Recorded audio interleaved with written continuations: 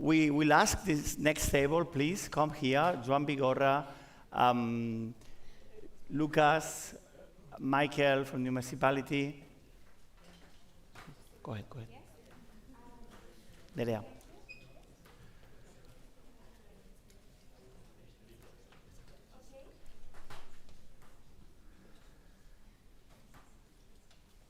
Jordi.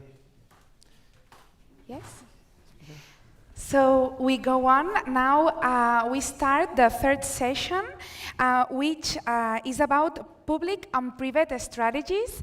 So the structure will be the same. We start with a new roundtable, and then we will have more pitches. And as Jordi told, the networking will do it later. No, another day. we have to short the table. Sorry about that. As soon as possible. And the pitch is very quick because we have the pharma also in talk later. Meanwhile, we will give you some fruit, of course. Okay, thank you. Yes. Let's go. Hi. Yes. Now, Michael Donaldson, you are missing in the table. Interview. Oh, fantastic. So, thank you everyone for what we have been discussing today. The healthcare industry is one of the, if it were a country, it will be the 5th one that contaminates more in the world. The pharma industry contaminates 55% more than the automobile one. So these are amazing data. We have a lot of work to do. Today, in this round table, we're going to speak about how the public and the private entities can work together in order to speed up innovations that improve planet health. I have with me Joan, Marta, Lucas, and Michael that will speak about it. So I invite you to introduce yourselves in about 30 seconds. And then you have 3-5 minutes to explain what do you do in your organizations to improve planet health. And then I will ask you a couple of questions. We are going to have a shorter panel because you are a little bit bad on time. So thank you. Thank you. May I have my slides, please? While the slides are charged, I would like to introduce myself. My name is Joan Bigorra. I'm the Director of Innovation of the Barcelona Global Health Institute and also Senior Advisor of Innovation of Hospital Clínic Barcelona. The ISGlobal, the Barcelona Global Health Institute, is an institution which is a private public institution that nowadays has around 500 investigators, and we have an income of around 50 million, of which only 20% are given by the board of trustees, and the rest is financed through competitive calls, European Commission, the Bill and Melinda Gates Foundation, and the National Institute of Health mostly. So very briefly, because we are really short of time.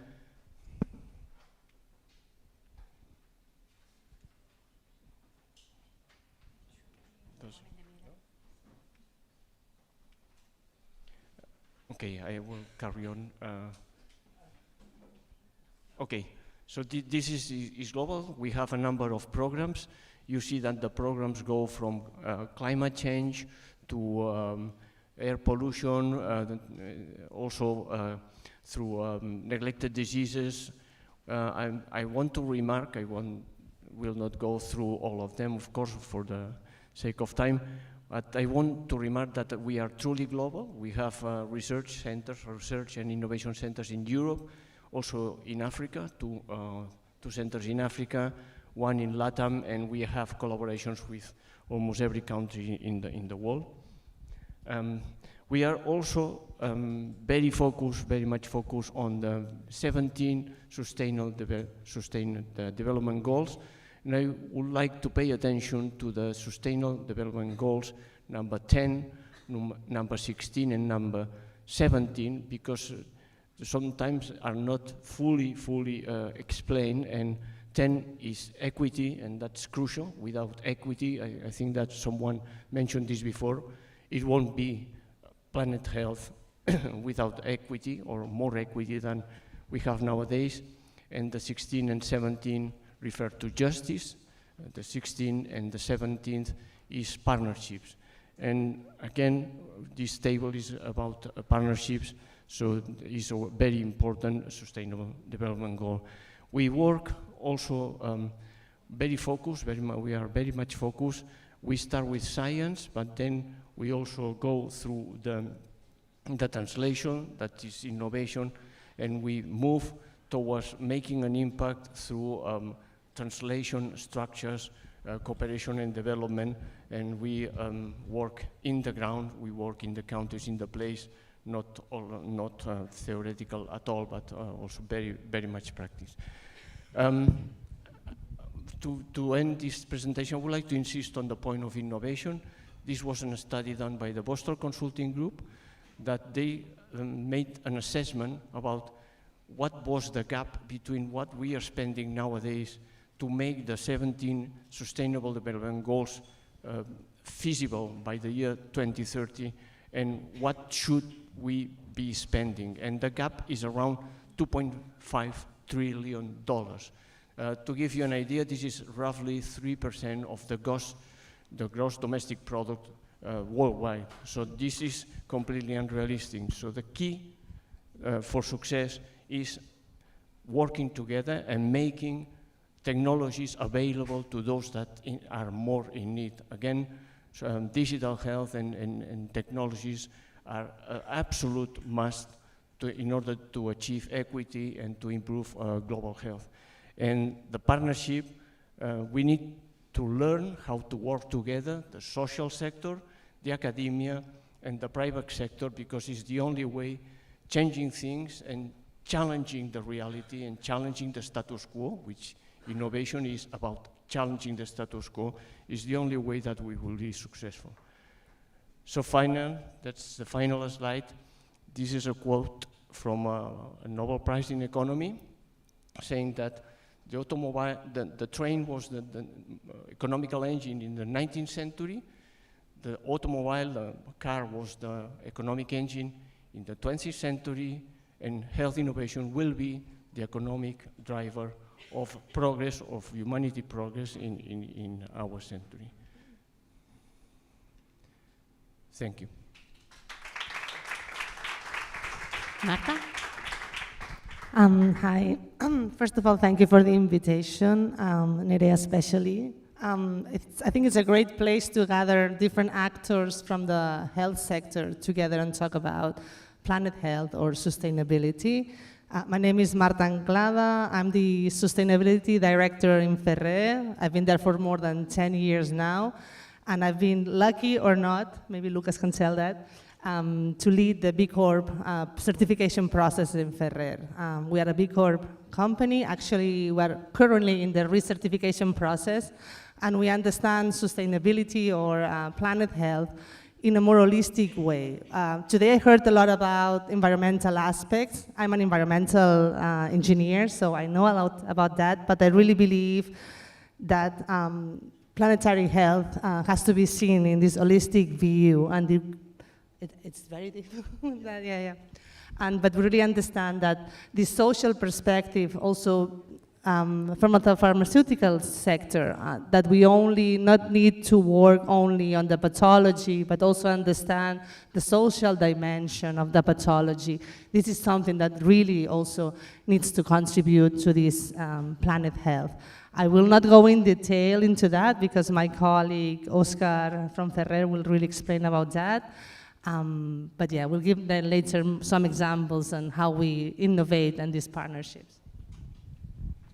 Lucas, your turn. Well, good morning. Thank you, Marta. It's a pleasure talking after Marta because she's one of our biggest ambassadors as the B Corp movement. I'm Lucas Hunter. I work for BILAB. BILAB is the non-profit organization that promotes the B Corp movement in Spain. And what are B Corps? B Corps are companies that measures and manage their impact throughout an impact assessment, the B Impact Assessment. That is a free tool. It's a free tool, and it's online, and any organization can use it to, as Marta said, analyze the impact in a holistic way. These companies, not only, and organizations, not only work by their own, they understand that for changing to transform the system, they must work in a collective way.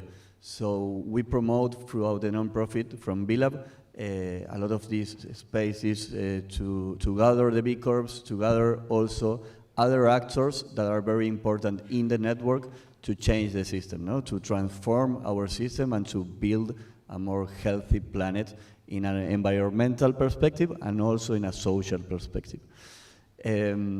So, and we have, and with this I finish my not 30 Argentinian seconds. I'm from Argentina, so it's very difficult asking an Argentinian guy to talk only in 40 seconds. I'm sorry about that. We have an initiative that in this table you can see that is called here in Barcelona, Barcelona más B, Barcelona plus B. That is it's like the complete realization of how we want to transform the system. It's a space where we have the Ayuntamiento de Barcelona throughout Barcelona Activa. We have Ferrer as a company that wants to lead the transformation throughout an enterprise perspective. It's also EADA as the academic point of view, and we are also part of that initiative. And it has different projects that are aligned with the challenges that the cities that the city of Barcelona is finding and how to work on them. I'll finish with this. Thank you very much again for the invitation. And now we have Michael. Thanks, Nerea, and thanks a lot for inviting the City Hall of Barcelona. Really happy to be here. It's amazing all the initiatives and all the knowledge that arises in this event. So congratulations. Very happy to share it here with you. I'm Michael Donaldson. I'm currently director for the Urban Innovation Agency of the City Hall of Barcelona. We're just a few blocks away from here, Alira. Alira, it's a lovely, it's an antique, an old textile fabric that it was rebuilt after it was abandoned for 40 years. And the building itself and the people who we are there sends a kind of a message of what we do in this urban innovation agency and the way we do it. In that sense, we are sharing this building, this incredible building. It's just, as I said, 500 meters away from here with Cisco. Cisco, they've got their technological innovation center here in the south of Europe in Barcelona. So it's a private company, and we are also hosting GIGA. GIGA is the initiative, is the agency from the UN, from the United Nations that wants to take internet to all the schools in the world by 2030. So in that building, there is the real collaboration between a private company, a public institution such as our agency, and GIGA UN agency. So it's not only about what we do, but especially the way we do it. We do it with collaboration, and we do it by sharing goals and trying to gather all the knowledge from different perspectives, different roles that we all have, trying to, as I said, tackle and try to solve the problems that we share in the city and in the planet. Thank you. Okay, we only have around 5 minutes in the round table. So I will ask one question to the whole of you. Try to be a little bit brief, 1-2 minutes each. The question is, at the time of presenting an innovation, which barriers have you found and how did you overcome them? You encounter a lot of challenges, I would say, especially in the pharma sector. It's a very much regulated sector, and it's always not easy to implement changes. I'll give you one example, more specific, if you were asking for that. We have an eco-design program of our packaging in Ferrer. It was maybe 5 years ago, we changed the whole cardboard into FSC, so it's a certification for Forest Stewardship Council of all the packaging, and we wanted to put the logo of the FSC into our packaging medicines, so to promote that there's another way of design that. So we couldn't do that because from the Spanish agency, they said that was a commercial advantage to put an FSC logo in a medicine. So we understand that it should be the other way around. They should be pushing these kind of changes. So it's a very much regulated sector, and not always it's easy. But again, we understand that we are an actor in this ecosystem, and us as a company, we have a huge challenge to keep on, collaborating with the suppliers, with our commercial partners, with our patients in different projects. And here, for example, I think companies also have a huge challenge in changing or collaborating with your value chain in how to implement these social and environmental changes, because the impact that you can generate with just one thing, it's huge. So yeah, working together with the administration and all that to enable these kind of changes, it's difficult, but I think we are on the way. Thank you. Yeah, the main barriers I would say that are the lack of a shared purpose, the lack of trust, and the lack of commitment. So the solution to me is have a clear purpose and a well-focused purpose, a clear governance, strong leadership, then strong commitment, and commitment means money, and a good follow-up.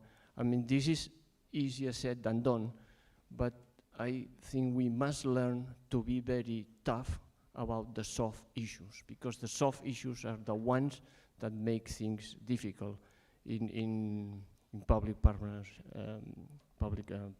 partnerships. Thank you.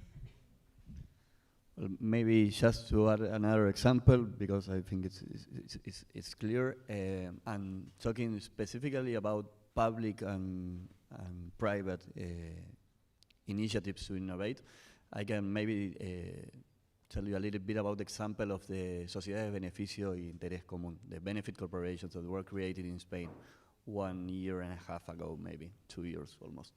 It's an initiative that was promoted by the B Corp movement, not by BILAB. We were only facilitators, but then they participate a lot of companies, public figures, and different organizations that were maybe private organizations or not, also obviously with the public sector. And I feel like, and today is created in the La Ley Crea y Crece, created this figure, and we are still pending with the regulation of the law, just to understand for each company what they have to do to have accountability, to settle in this figure, and how to work it out. I think that the biggest challenge we are having as a movement is to settle the expectation between times, and not to feel like failure when maybe a company that has the possibility to be very agile in the procedures doesn't find the same in the public sector. So I think that may be the biggest challenge, just to give a appeal in this conversation. And finally, Right, Michael. yeah. Well, I suppose if we talk about from the public perspective, we're talking about barriers. Of course, we're talking about red tape and the bureaucracy and the procedures that regulate our action. I mean, in terms of innovation, all our procedures are very slow. They are very complex. Of course, it's got sense in terms of transparency, in terms of equality, in terms of opportunities for everyone. That would open another debate, but it's something that it's there, and that's not helping to foster innovation in terms of agility and so on. I'd say, in the same as Joan was pointing, building trust. I mean, it's true that we all believe in collaboration. It's true that we all are working towards that direction because, as I said before, we are sharing common goals and we're facing the same problems. And if the boat sinks, we're all in the same boat.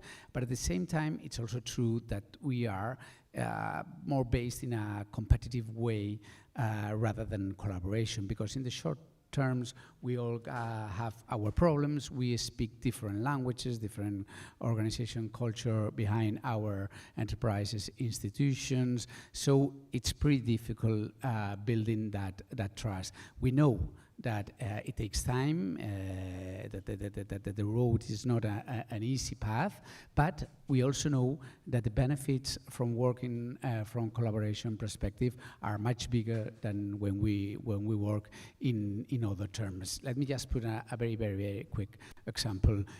We have launched, and we are testing it right a kilometer away from here, the tiles of Barcelona, the panots of Barcelona, doing it in a more decarbonization way. We're keeping the same shape, design, the color, and the size, but the construction of these tiles are going to be in a more decarbonization way. There are three enterprises that have come up with new solutions at the beginning, and the process has taken us kind of a year and a half. At the beginning, each one of them got a grant from the City Hall, 100,000 euros to develop this new technology. At the beginning of the process, each of the companies were working on their own, and they weren't sharing the technology. But at the end of the process, they are working they are sharing the knowledge. In fact, the technology that comes out of the process is going to be open code, so any other company, if they use this technology that has to come, can use it. So at the end, they realized that it was much better to hear from what they were doing in the different ID departments in order to copy it and improve their own solutions. Thank you all for your contributions. I think that Jordi will kill me. So I invite you to speak to them at lunchtime, ask them more questions, because they all have interest. And if you find B Corp certified products in the supermarket, it's a way to go. Thank you. Thank you.